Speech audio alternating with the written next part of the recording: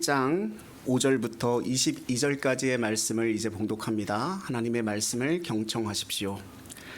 주 예수와 및 모든 성도에 대한 내 사랑과 믿음이 있음을 들음이니 이로써 내 믿음의 교제가 우리 가운데 있는 선을 알게 하고 그리스도께 이르도록 역사하느니라. 형제여, 성도들의 마음이 너로 말미암아 평안함을 얻었으니 내가 너희 사랑으로 많은 기쁨과 위로를 받았노라. 이러므로 내가 그리스도 안에서 아주 담대하게 내게 마땅한 일로 명할 수도 있으나 도리어 사랑으로서 간구하노라. 나이가 많은 나 바울은 지금 또 예수 그리스도를 위하여 갇힌 자 되어 갇힌 중에서 낳은 아들 오네시모를 위하여 내게 간구하노라. 그가 전에는 내게 무익하였으나 이제는 나와 내게 유익함으로 내게 그를 돌려보내노니 그는 내 신복이라. 그를 내게 머물러 있게 하여 내 복음을 위하여 갇힌 중에서 내 대신 나를 섬기게 하고자 하나 다만 내 승낙이 없이는 내가 아무것도 하기를 원하지 아니하노니 이는 너의 선한 일이 억지같이 되지 아니하고 자의로 되게 하려 함이라. 아마 그가 잠시 떠나게 된 것은 너로 하여금 그를 영원히 두게 함이리니 이후로는 종과 같이 대하지 아니하고 종 이상으로 곧 사랑받는 형제로 둘 자라. 내게 특별히 그러하거든 하물며 육신과 주 안에서 상관된 내기랴. 그러므로 내가 나를 동역자로 알진대 그를 영접하기를 내게 하듯 하고 그가 만일 내게 불의를 하였거나 내게 빚진 것이 있으면 그것을 내 앞으로 계산하라. 나 바울이 친필로 쓰노니 내가 갚으려니와 내가 이외에 내 자신이 내게 빚진 것을 내가 말하지 아니하노라.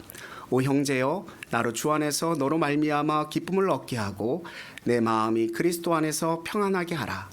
나는 내가 순종할 것을 확신함으로 내게 썼노니 내가 말한 것보다 더 행할 줄을 아노라. 오직 너는 나를 위하여 숙소를 마련하라. 너희 기도로 내가 너희에게 나아갈 수 있기를 바라노라. 아멘. 이것은 살아계신 하나님의 말씀입니다. 할렐루야. 하나님의 은혜와 복이 저와 여러분에게 가득하기를 주님의 이름으로 축원드립니다. 뉴스를 보면 좋은 이야기는 금세 잊혀지는데 좋지 않은 이야기는 오래도록 저희 마음 속에 이렇게 남아있는 경우가 있어요. 제가 오래전에 들었던 뉴스 중에 서울 답심리 살인사건에 대한 이야기의 뉴스를 본 것이 계속 기억이 남는데 한 아내가 남편을 이렇게 목 졸라 죽인 사건입니다. 그 아내에게 그 남편을 왜 살해하게 되었느냐 이유를 물으니까 아이들이 3명이 있는데 그 아이들을 좀 먹이려고 없는 중에 돼지고기를 한 근 사다가 볶아주려고 냉장고에 넣어 놓았는데 남편이 집에 와서 그 고기를 가져다가 팔아서 술을 또 마셨다라는 거예요. 그래서 목 졸라 죽였다 이렇게 이야기를 합니다. 19살에 시집을 와가지고 그때까지 계속 살아오면서 이제 자궁암 말기, 이제 그 아내가 살 날도 얼마 남지 않았는데 가정폭력 사건으로 신고도 여러 번 했었던 그런 삶 속에서 남편을 죽일 수밖에 없었던 그 여인, 그 아내의 그 마음, 심정이 과연 어떠했을까 이렇게 생각나게 되어져요. 얼마나 힘들었을까요? 얼마나 고통스러웠을까요? 죽이게 되었던 상황 속에서 대체 가족이라고 하는 것이 뭐고 가정이라고 하는 것이 무엇일까 되새겨보게 되는데 한 주일붕에서 산다고 했을 때 다 그게 가정이고 가족이라고 이야기할 수 있을까? 알코올 중독자가 문제고 돈을 못 벌어 오는 게 문제다. 그러면 돈을 잘 벌어 오는 남편은 문제가 없는 것이고 아내는 문제가 없는 것이고 그건 좋은 가정인가? 그렇지는 않다라고 하는 거죠. 가정이라고 하는 기초 단위의 이 상황들이 지금 다 와해되고 있는 지금 이 시대 가운데 그래도 여전히 교회라고 하는 것이 소망이라고 이야기를 하고 있는데 이 교회가 소망이라고 이야기할 수 있는 그 이유, 교회가 과연 뭐길래, 교회 공동체가 과연 뭐길래 사람들이 아직도 이 시대는 지금 다 무너졌어, 다 깨졌어, 없어졌어 이렇게 얘기하고 있는 이 시대 가운데 그렇게 말할 수 있는 것인가? 오늘 성경 본문은 그 해답을 우리에게 어느 정도 가져다 주는 것 같아요. 교회가 진정 무엇인가? 교회가 어떤 곳인가에 대한 부분들을 이야기해 주는데 이런 사람들의 이야기가 있을 때 교회가 진정 세상의 소망이고 희망을 걸어볼 만한 그런 공간이 아닐까라는 생각이 들어집니다.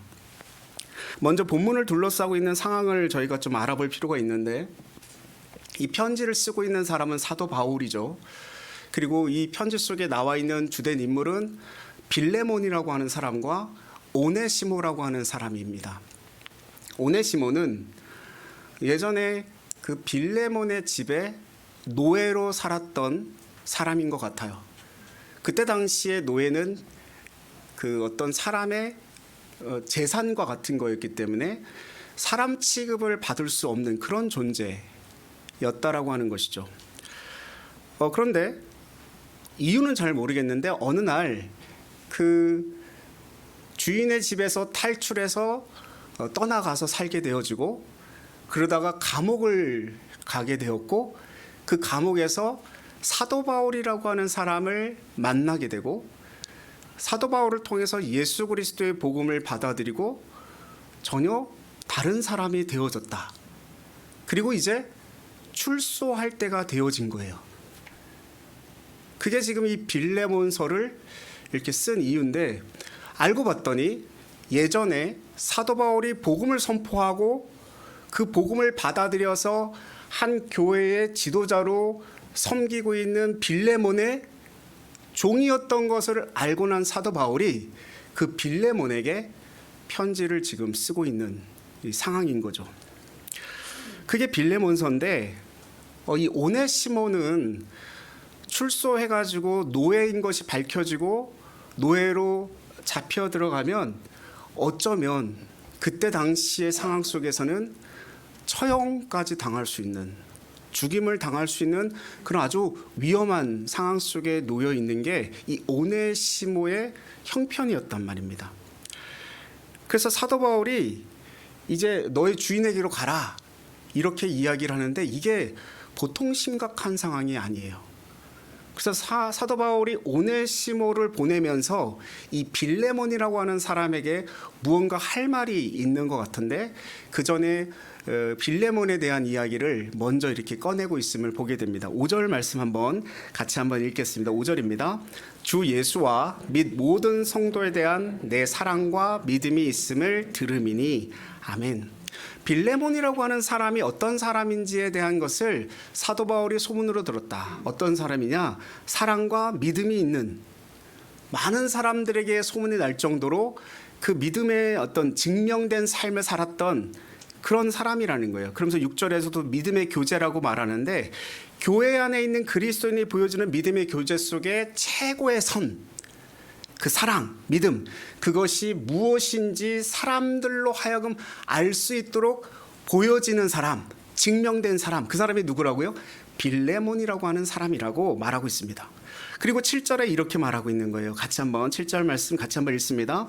형제여, 성도들의 마음이 너로 말미암아 평안함을 얻었으니 내가 너의 사랑으로 많은 기쁨과 위로를 받았노라. 아멘.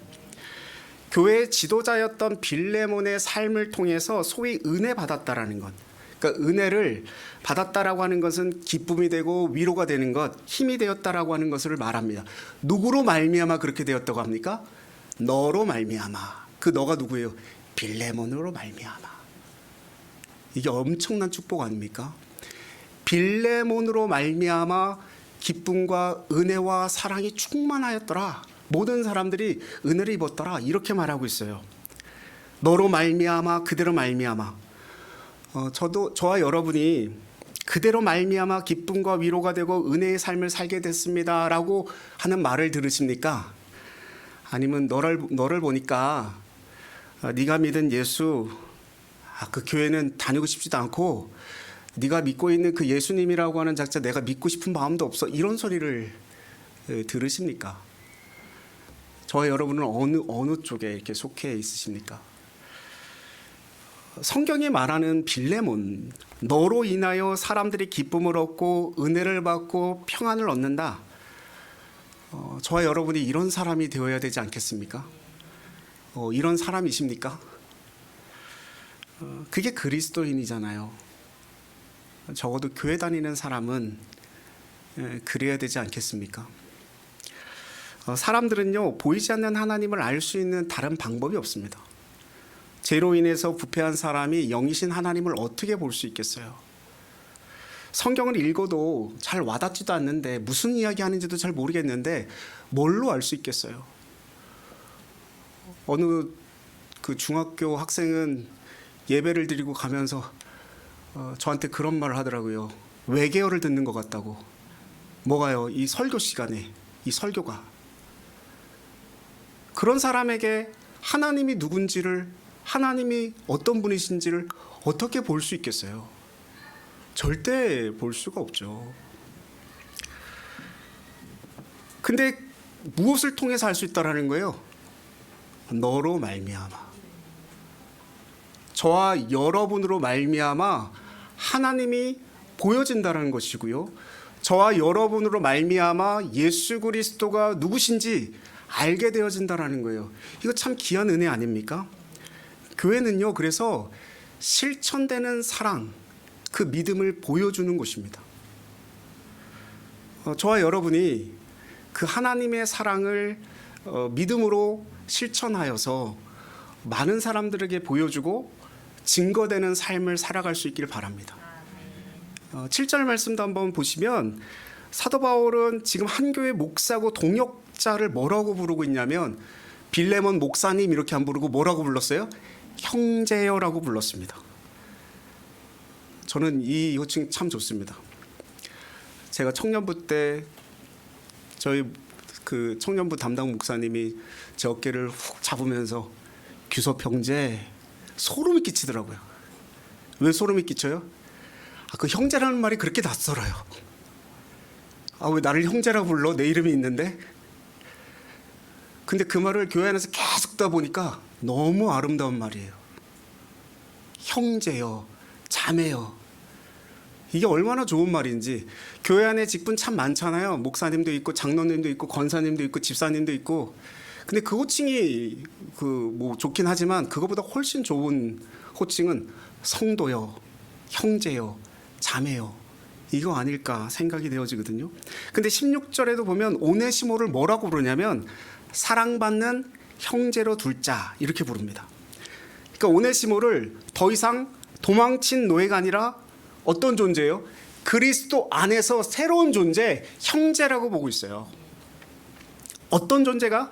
형제로 되어졌다. 다른 말로 말하면 가족이 되었다. 누구랑요?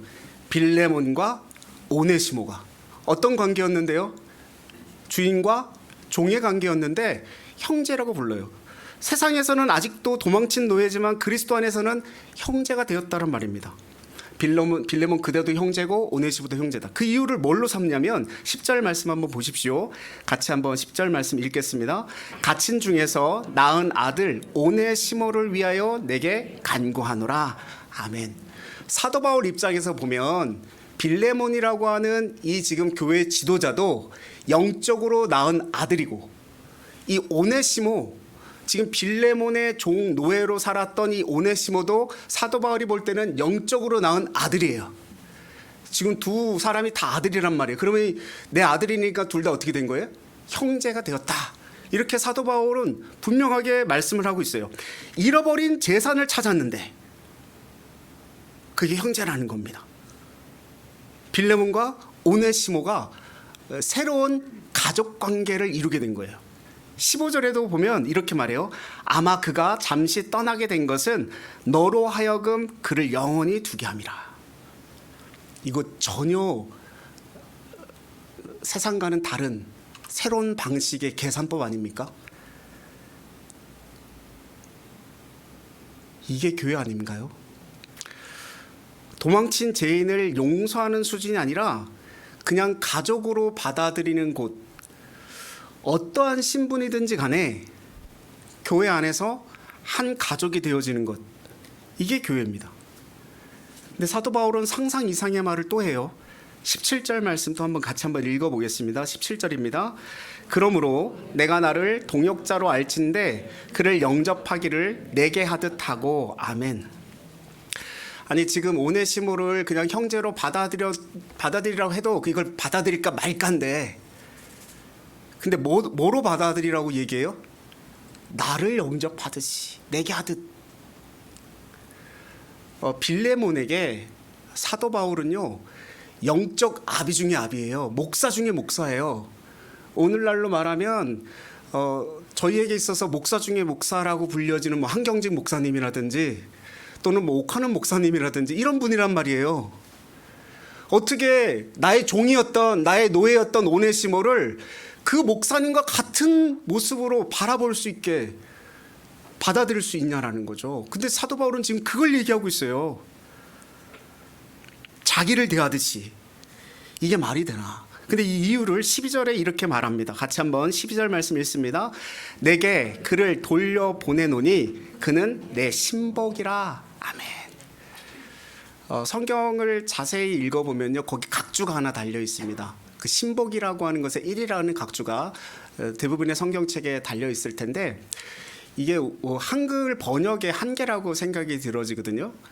이게 그 헬라어로 생각하면 이 다른 의미인데, 이게 신복하면 우리로는 뭐 꼬봉 뭐 그런 의미로 받아들일 수 있지 않습니까? 그렇지 않아요. 근데 헬라어로는 뭐라고 쓰였냐면 스플랑크나라는 단어를 사용했어요. 창자, 내장 뭐 이런 뜻입니다.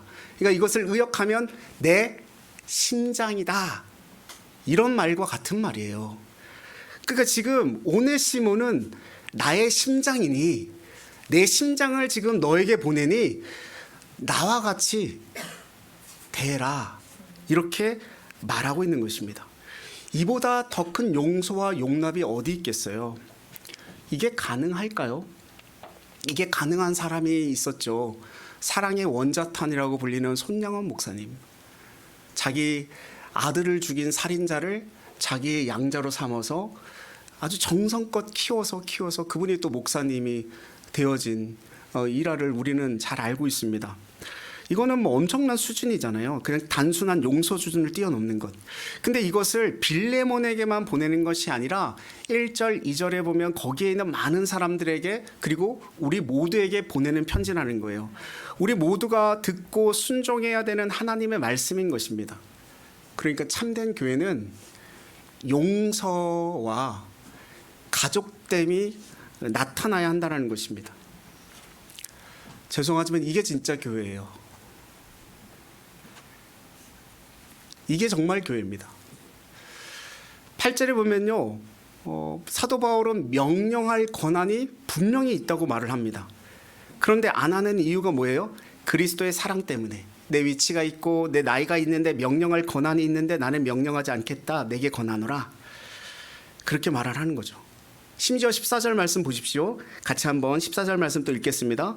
다만 내 승낙이 없이는 내가 아무것도 하기를 원하지 아니하노니 이는 너의 선한 일이 억지같이 되지 아니하고 자의로 되게 하려 함이라. 아멘.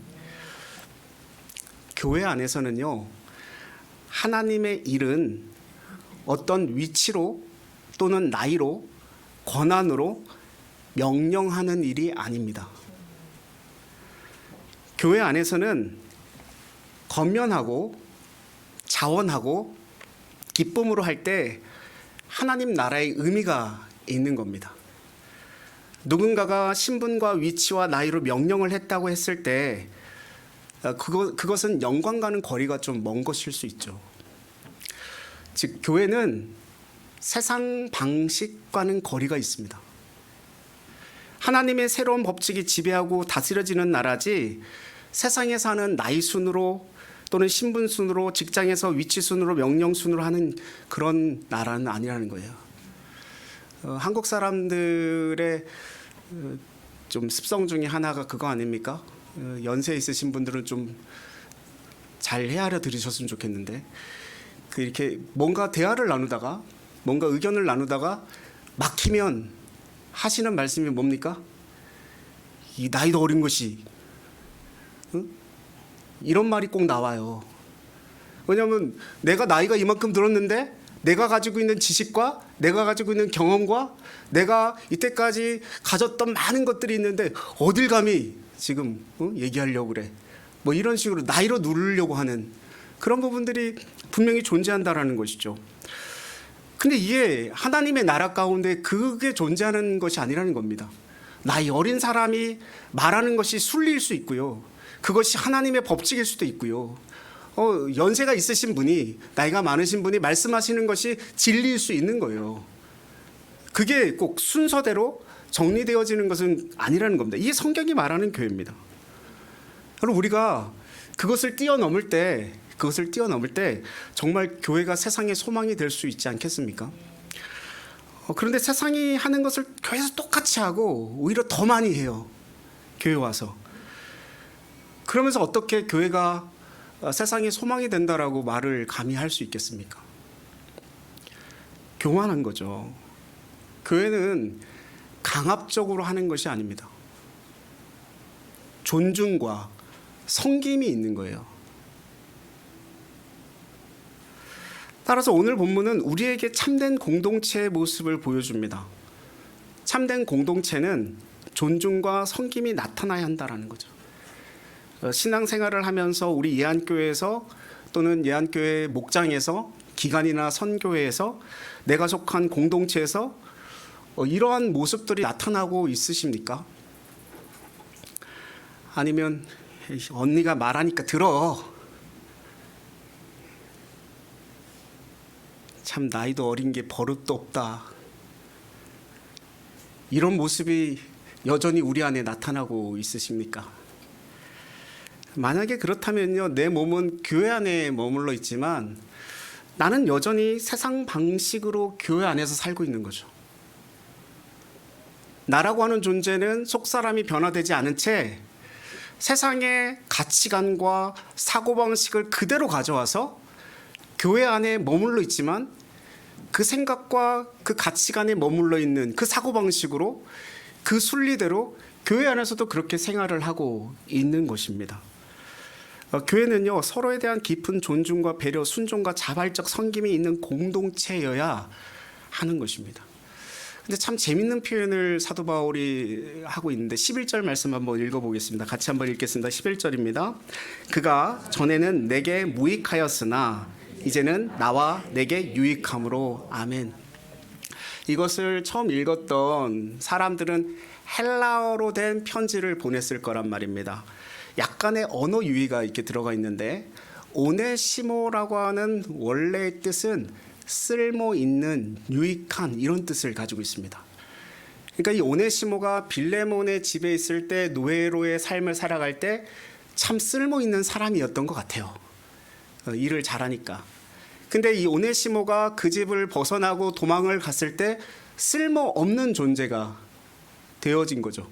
그것을 헬라어로 아크레스토스라고 표현합니다. 아크레스토스. 그러니까 쓸모없는 존재, 무익한 존재가 되었어요. 근데 어떻게 되었습니까? 예수 그리스도를 만나고 예수 그리스도 안에서 유크레스토스, 유익한 존재, 쓸모있는 존재가 되어졌다. 그것을 지금 사도 바울이 지금 이야기하고 있는 거예요. 예수님을 믿고 하나님을 믿는다라고 하는 건 이런 거 아닙니까? 전에는 쓸모없는, 쓸데없는 사람이었는데 예수 그리스도 안에서 교회 안에서 누구나 쓸모있는 사람이 되어지는 거예요. 왜요?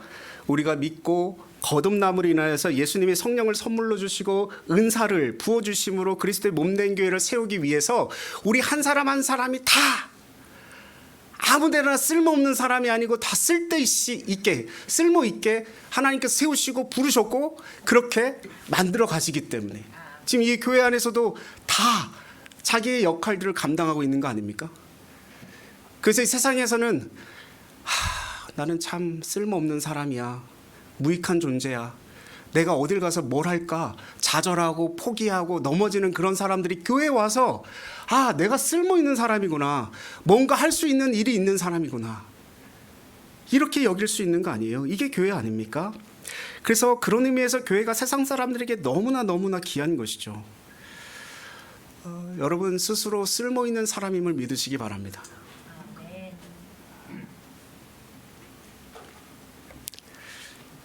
저는 세상의 그 어떤 사람도 예수 그리스도를 만남으로 무익한 존재에서 유익한 존재로 바뀌어지는 것을 분명히 믿습니다. 그리스도인의 자존감이 여러분에게 살아나길 바랍니다. 내가 그리스도 안에서 뭐든지 할 수 있는 사람이야. 주님 안에서 나는 이것도 할 수 있는 사람이고 이것도 할 수 있는 사람이야. 이게 참 귀한 은혜 아니에요?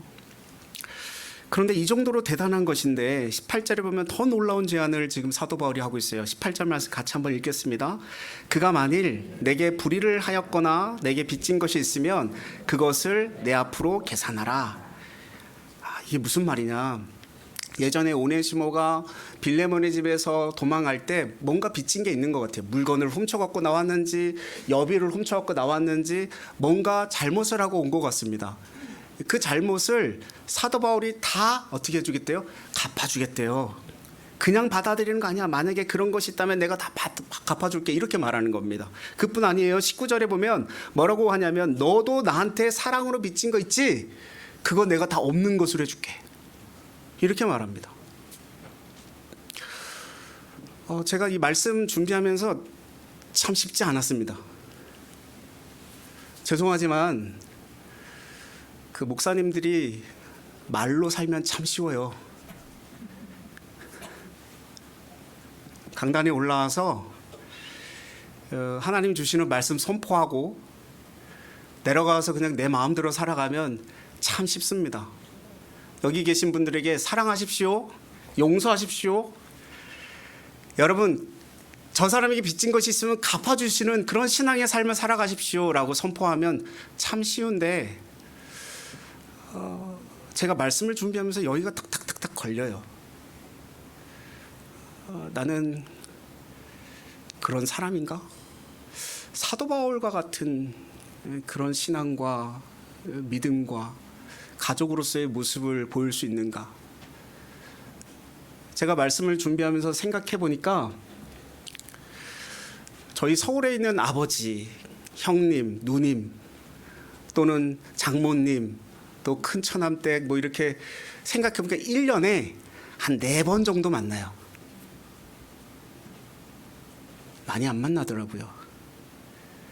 근데 여기 계신 분들은 적어도 일주일에 한 번은 보고요.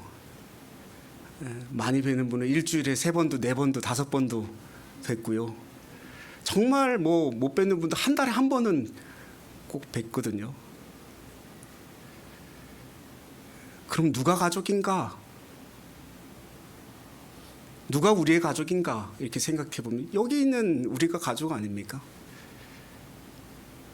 예수님께서 그 어머니와 동생들이 찾아왔을 때 여기 지금 말씀을 듣고 있는 회중을 바라보면서 손으로 이렇게 점세, 여기 있는 사람들이 내 형제요 내 자매다.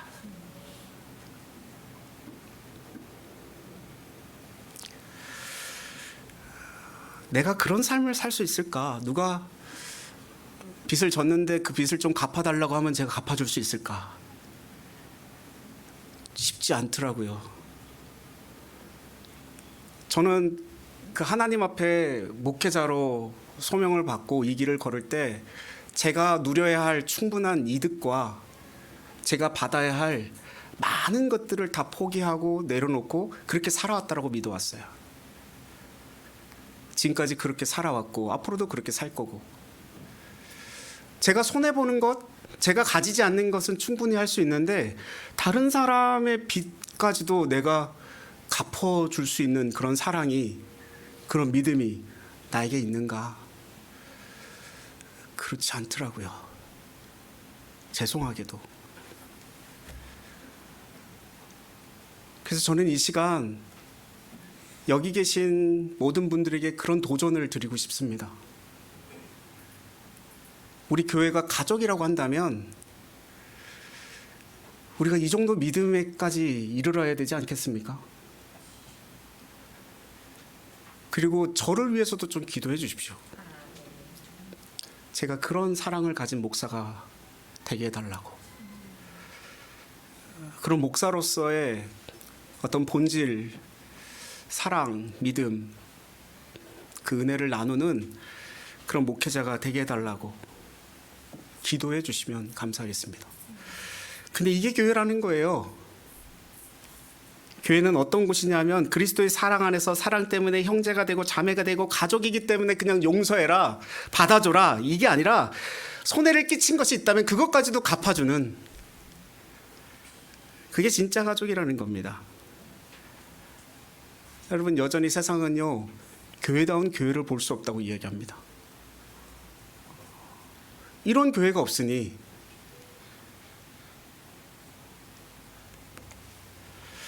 이런 사랑을 보여주는 것이 거의 없잖아요. 있긴 있는 것 같은데. 세상 사람 앞에서 정말 교회가 뭔가를 보여줘야 한다면 그들이 보고 싶어하는 건 이런 모습 아닐까. 이것을 공동체 상호 책임성이라고 이야기를 하는데, 가족은 뭐 희생했다고 얘기하지 않잖아요. 그냥 내가 그렇게 하는 것이지. 우리가 교회 안에서 정말 형제고 자매라고 하는 말은 쉽게 하지만 정말 이렇게 할 수 있는 사람이 과연 몇이나 될 수 있겠습니까? 세상은 그렇게 살면 바보라고 이야기합니다. 꼭 그렇게까지 예수 믿어야 돼? 참 유별나네. 저기 교회 저 성도는 그냥 그렇게 신앙생활 하는구만. 꼭 자기는 뭐 별나다고 그렇게 그냥 생각하고 그렇게 신앙생활 하려고 하고. 근데 사랑은 그의 좋은 것만 갖는 것이 아니라 그의 빛도 떠안는 게, 그의 부족함도 떠안는 게 그게 사랑이잖아요. 부부가 그런 거지 않습니까? 어떻게 좋은 것만 사랑합니까? 나쁜 것도, 안 좋은 것도, 단점도 사랑하는 거잖아요. 가족이니까 책임지고 같이 살아가는 것이죠. 근데 이 공동체성은 그때 당시의 교회 공동체가 가정 단위의 모습이었어요. 그러니까 한 30명, 40명 되는, 우리가 생각하는 교회 막 수천 명이 모이고 수만 명이 모이는 교회 가운데 이 공동체 상호 책임성이 나타나지 않으니까 그냥 뿔뿔이 흩어지고 그냥 자기 마음대로 살아가는, 이 사람과 관계하지 않아도 나는 신앙생활 얼마든지 할 수 있고, 여러분 솔직히 말해서 여기 나와서 예배 안 드리고 그냥 가정에서 인터넷으로 온라인 예배 드려도 되는 거잖아요. 그게 예배 아닙니까? 근데 왜 나와서 우리가 예배를 드립니까? 한 가족이기 때문에. 여러분 가족을 찾으셔요. 가족을 만나셔요. 내가 아플 때, 내가 괴로울 때 내 힘이 되어줄 수 있는, 내 위로가 되어줄 수 있는, 나를 안아줄 수 있는, 내 마음을 터놓고 고백할 수 있는, 그래서 내가 어떤 일이 있어도 나를 믿어줄 수 있는 그런 가족이 예한교회 공동체가 됐으면 좋겠어요. 오늘 목장 모임을 제가 시작하라고 말씀을 드렸습니다. 이제 목장에서의 예배가 시작되어질 텐데, 진정한 어떤 공동체성의 어떤 사랑을 나누는 공간은 그 곳이어야 해요. 그냥 형식적인 모임이 아니라 진정 그 안에서 사랑을 나누고, 우리가 정말 가족으로서 무엇을 어떻게 나눠가야 되는지 그 사랑을 체험하고 경험할 수 있는 공간이 목장이라고 저는 생각되거든요. 그래서 예배 마치고 급하게 안 가셔도 되지 않습니까? 급한 일 있으셔서 그냥 마치면 축도하시기 전에 가시는 분들 계시고, 가끔 축도하면 충분히 좀 기도하시고, 예, 식사 교제도 하시고, 이야기도 좀 나누시고, 가족으로서의 어떤 사랑도 좀 나누시고, 그래서 뭐 교회 안에 작은 모임인 이 목장 예배도 적극적으로 좀 참여하시고, 한 가족으로서의 어떤 사랑을 나누는 저와 여러분이 되셨으면 좋겠어요.